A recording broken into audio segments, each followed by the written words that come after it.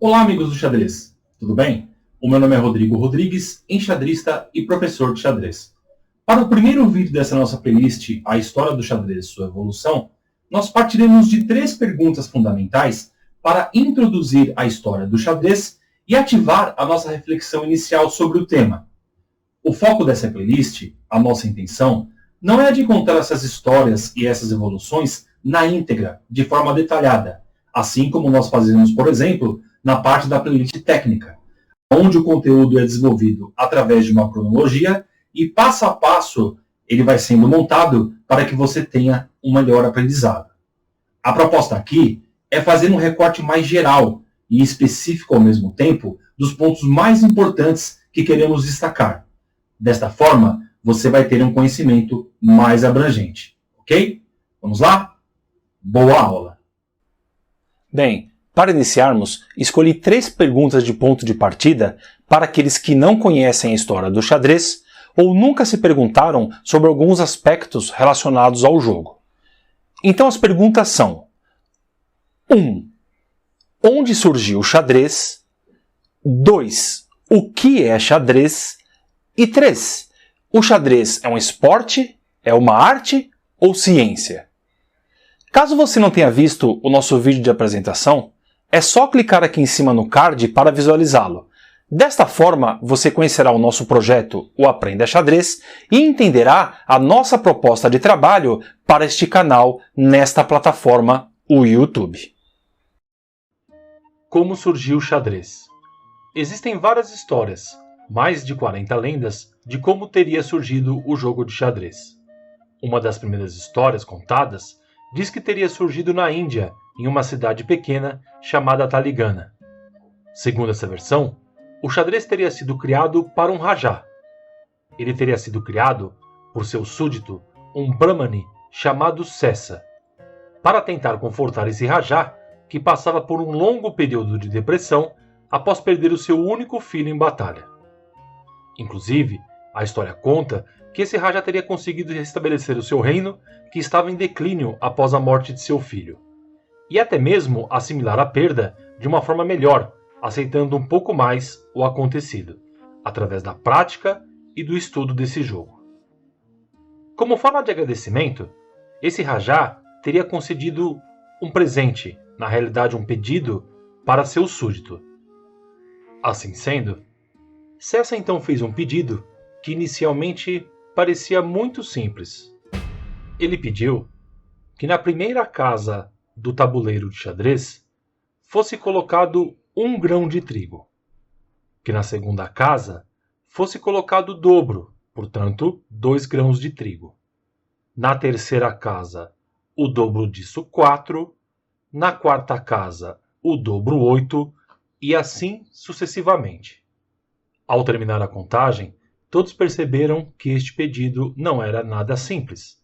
Afinal, o número de grãos seria o equivalente a 18 quintilhões, 446 quatrilhões, 744 trilhões, 73 bilhões, 709 milhões, 551.615 grãos. Cerca de 2.000 vezes a produção mundial anual. Mais do que todos esperavam. Uma outra história bem conhecida é de que o xadrez tenha sido criado pelo herói grego Palamedes, que na intenção de ocupar e distrair os seus soldados, suas tropas, ele teria criado o jogo com essa finalidade, naquele longo período que durou o cerco à cidade de Troia. Ou ainda, que teria sido criado pelo deus grego Ares, ou por Martes, o deus romano. Muitas são as histórias e adaptações sobre o surgimento, como podemos perceber. Mas a teoria mais aceita pelos historiadores é a de que este jogo teria surgido na Ásia, por volta do século VI d.C., na Índia também, no Império Gupta, que durou de aproximadamente 320 a 550. Conhecido como Chaturanga ou Jogo dos 4 Membros em sânscrito, fazendo talvez referência à questão militar que designava as 4 partes do exército indiano, sendo formado por bigas, elefantes, cavalaria Infantaria. Um jogo que podemos dizer que seria o precursor do xadrez moderno de hoje e de outros jogos de tabuleiro também. Não se conhece com precisão a totalidade de suas regras naquele período. Sabemos que podia ser jogado por até 4 jogadores, utilizando-se de outras peças e disposições e movimentos, e talvez utilizando-se também de dados para jogar. Lembramos aqui que o elefante era uma peça que atribuía uma profunda conotação militar ao jogo, fazendo referência ao exército indiano que se utilizou de elefantes por longo período em sua história.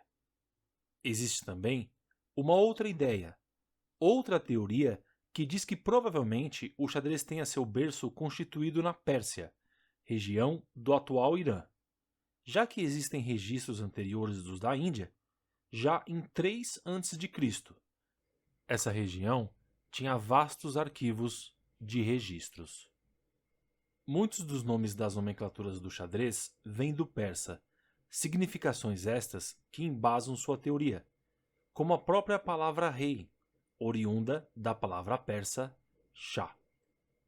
Existem estudos recentes, baseados em algumas descobertas arqueológicas e militares, que apontam que o xadrez tenha nascido em um período anterior, na China, no século III a.C. Porém, os fatos estão ainda em estudo e alguns historiadores discordam veementemente desta teoria pela falta de registros e também pelo fato destas descobertas arqueológicas não apontarem que tratava-se de um jogo realmente.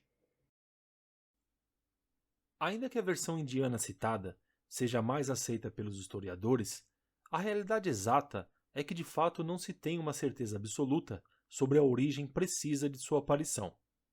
Ao encontrar novas civilizações, o xadrez foi evoluindo e sendo incorporado nas diferentes culturas, e, portanto, tendo algumas de suas nomenclaturas um pouco alteradas de acordo aos costumes, idiomas ou dialetos.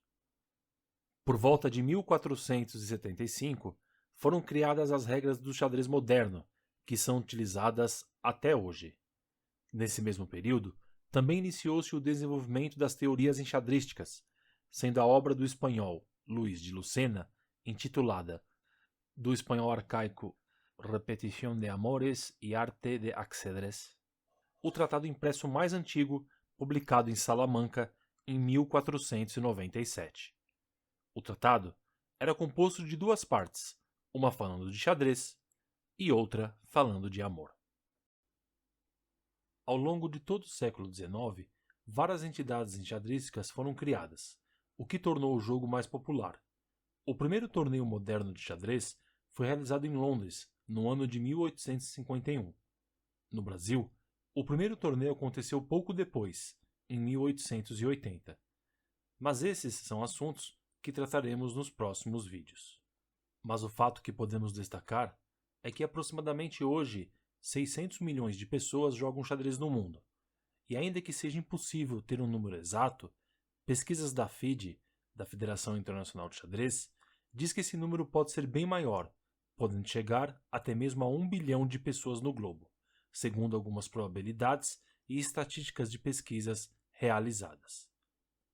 Hoje na internet, mais de 1 milhão de jogadores estão ativos diariamente, para se ter ideia da dimensão alcançada. Não existe dúvida que o xadrez é um dos jogos mais populares do presente e do passado na história de nossa civilização. O que é o xadrez? Bem, essa pergunta realmente não é fácil de responder. Afinal, cada pessoa pode entender o xadrez de uma forma, tendo o seu conceito, a sua ideia e definição personalizada, adquirida através de sua experiência única, assim possibilitando inúmeras interpretações e significados diferentes, sem uma definição exata. Portanto, neste momento, eu não conseguirei ser totalmente imparcial sobre essa ideia, já que falamos de algo que pode ser considerado subjetivo em muitos dos aspectos abordados. Eu vou tentar dizer um pouco do que é xadrez para mim, baseando-me nos valores adquiridos e refletidos no meu próprio caminho. Mas bem longe de querer esgotar as possibilidades de interpretação ou de dar um ponto final sobre a questão, eu te convido na busca de sua própria reflexão. O xadrez, para mim, de forma mais abstrata, representa o conflito de ideias, um diálogo onde as duas pessoas no campo de batalha utilizam o tabuleiro e as peças para conversar. É uma conversa silenciada, velada, dita apenas através dos movimentos que representam os pensamentos que são expressos num idioma universal. Nessa conversa, tentamos impor nossos valores, nossos conceitos e crenças, na tentativa de positivarmos nossas convicções rumo à vitória, vezes para nós mesmos ou para o adversário, provando assim nossas crenças. E nesse outro lado, existe o outro, que também, assim como você, quer apresentar a sua versão desta conversa, para os mesmos fatos e justificar uma possível vitória, derrota ou empate dentro deste contexto. Através desse diálogo, no final do jogo, existe sempre o benefício do aprendizado, ou do desenvolvimento para os envolvidos, seja quando ganhamos, quando perdemos ou ainda empatamos a partida. Pois é através das análises posteriores dessas conversas, destes pensamentos, que percebemos e entendemos onde erramos ou acertamos e o que pode ser melhorado. Inclusive, eu acredito que o aprendizado maior acontece na maioria dos casos justamente quando perdemos a batalha. Porque quando ganhamos, o que é muito bom, é claro, estamos apenas reforçando a certeza do conhecimento que já tínhamos e que estávamos no caminho correto, consolidando estes mesmos pensamentos. Mas quando perdemos, o aprendizado vem demonstrar onde podemos melhorar, desenvolver e nos dar uma outra forma de pensamento para seguir melhor das próximas vezes. Portanto, aprendendo ou entendendo algo novo, dando-nos a oportunidade de fazer diferente, tentando de novo e mais uma vez. Um jogo onde seus pilares base são a tática e estratégia, e o fator sorte é totalmente externo, não influenciando diretamente no jogo. Um jogo que permeia através dos tempos nas diferentes civilizações, que foi absorvido, transformado e melhorado em diferentes culturas e em diferentes contextos, mas sempre ditando uma conduta, uma pauta ética certamente necessária a seus praticantes. Uma atividade cultural milenar que tem transmitido seus valores e ensinamentos através dos tempos, que são absorvidos e que podem ser utilizados em outras diversas situações do cotidiano, em sociedade dentro ou fora dos tabuleiros, nos ensinando a refletir, agir, ter paciência, analisar e a responder frente a diferentes situações apresentadas de modo único. Uma arte que demonstra que antes de ser grande você precisa ser pequeno, que a arrogância, o preconceito e a desvalorização do outro não cabem nas 64 casas, e que pouco importa a sua condição social, sua cor, se você é rico ou pobre, se gosta do amarelo ou do azul. No tabuleiro é você com você mesmo e muitas vezes é preciso superar-se para poder seguir adiante no caminho da vitória. O jogo dos reis, onde seus valores, os seus gostos pessoais, estilo e personalidade influenciam até mesmo na forma de jogar, dentro da própria técnica enxadrística. Uma batalha mental que estimula o desenvolvimento das habilidades cognitivas, principalmente no período escolar, tais como raciocínio lógico, memória, concentração, planejamento, tomada de decisão, que são habilidades fundamentais no desenvolvimento de qualquer indivíduo para uma formação mais completa. Um jogo democrático, de possibilidades infinitas, onde o fator idade não importa, você pode ter 10 anos e jogar contra alguém de 90. Uma atividade que reúne várias etnias, diferentes pessoas, diferentes culturas e pensamentos, que por breve momento estão ali, unidos tentando desvendar os enigmas dos diagramas apresentados no tabuleiro, esquecendo assim quaisquer diferenças que porventura poderiam apresentar-se. Assim como o vento, a terra, o belo céu e o mar, o xadrez é a imensidão, em suas inúmeras possibilidades de aprendizado e reflexão, um prazer imensurável ao passar o conhecimento adiante na busca sempre da valorização humana, fazendo algumas pessoas mais felizes. O xadrez é esporte, é arte ou ciência? Olhando de forma mais pragmática, para mim o xadrez é um esporte, é arte e ciência ao mesmo tempo, como citei inclusive no vídeo de apresentação do canal. Explico. É um esporte, pois atende à definição de esporte, que refere-se a qualquer tipo de prática que tenha as seguintes características: 1. Estar subordinada a algum órgão oficial. O xadrez possui uma federação, a Federação Internacional de Xadrez, que organiza as competições ao redor do mundo e classifica os jogadores através de uma pontuação, chamada rating, que é o valor numérico para indicar a força de jogo de cada enxadrista. 2. Ter regras fixas, previamente estipuladas. 3. Ser competitivo e depender das habilidades únicas do praticante. 4. Ter praticante, profissional, que ganha a vida por meio dele, ou com patrocínio ou com prêmios das competições. 5. Exercer atividade física. Bem, neste ponto, alguns não o consideram como esporte, pois afirmam que não existe esforço físico. Mas isso não é totalmente verdade, já que em muitos dos casos existe o desgaste físico e emocional do jogador, pois passam a jogar por horas, em alguns casos mais de 5 horas, o que compromete a questão não só emocional, mas física também. Eu acredito que essa última característica, inclusive, seja o que pode gerar uma maior dúvida se xadrez é ou não esporte na hora da decisão, por aparentemente ser um jogo, um esporte, que exige menos esforço físico. Se olharmos mais de perto, perceberemos que existem muitos outros esportes, inclusive olímpicos, que essa questão física é menos presente, no sentido de ser algo extremo do próprio esforço físico, que exige mais concentração do que força, como por exemplo o curling, o tiro ao alvo, esgrima, entre outros. E é por atender estas 5 características que considero que o xadrez também pode ser considerado como esporte, um esporte para todos, um esporte da mente. Apesar do xadrez não fazer parte das Olimpíadas convencionais, existe a Olimpíada de Xadrez, que é um evento que acontece a cada 2 anos com muitos dos melhores enxadristas do mundo.